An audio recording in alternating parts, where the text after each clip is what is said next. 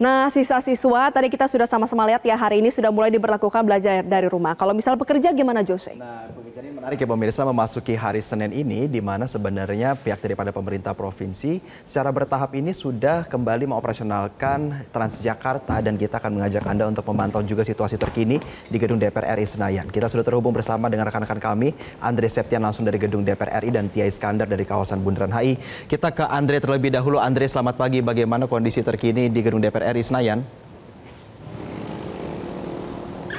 Ya, selamat pagi Jose dan juga Valeri. Pasca patroli berskala besar yang dilakukan oleh kepolisian Polda Metro Jaya yang berkeliling kota Jakarta dan juga kota penyangga, saat ini kondisi dan juga situasi di depan kawasan gedung DPR RI, utamanya Jalan Gatot Subroto, sudah cukup terlihat kondusif, bahkan sudah lebih baik.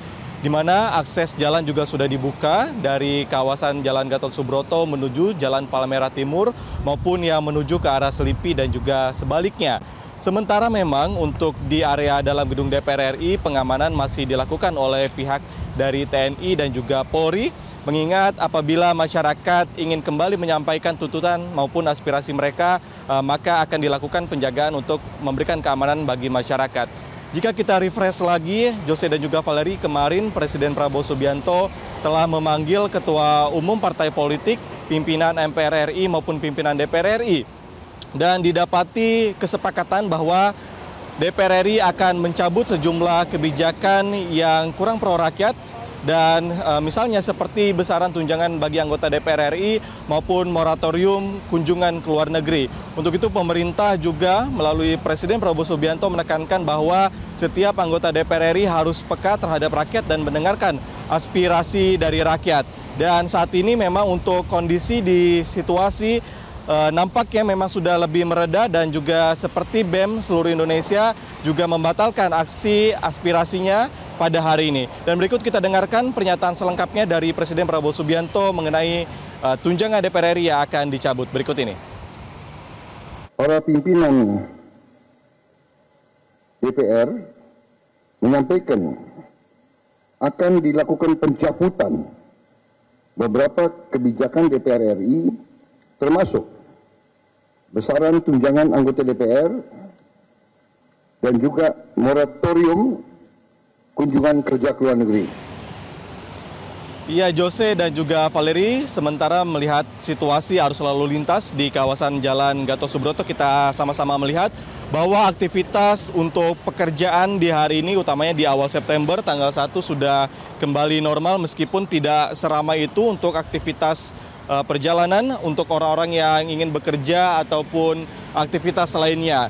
Begitu juga dengan ruas tol dalam kota yang mengarah ke Tangerang ataupun sebaliknya, ini cukup terpantau lancar, bahkan sedikit lengang untuk di kondisi dalam tol.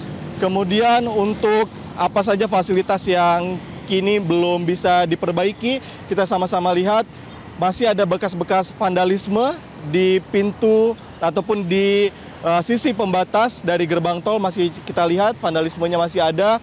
Kemudian gerbang-gerbang di depan DPR ini masih belum sepenuhnya terbaiki ataupun diperbaiki oleh pihak DPR, dan juga gerbang tol yang kemarin sempat terbakar GT Pejompongan ini juga belum diperbaiki, dan dari akses masuk ke GT Pejompongan tersebut juga saat ini masih ditutup. Sementara memang untuk kondisi lainnya yang di sini bisa kita sama-sama lihat, Jose dan juga Valeri, ada gerbang yang kemarin sempat dijebol oleh massa, ini juga sudah diperbaiki, sehingga kondisi per hari ini masyarakat sudah bisa kembali normal untuk beraktivitas, dan DPR juga saat ini akan segera mencabut tunjangan tersebut dan kebijakan lainnya. Untuk sementara demikian, Valeri dan juga Jose, saya kembalikan ke Anda di studio.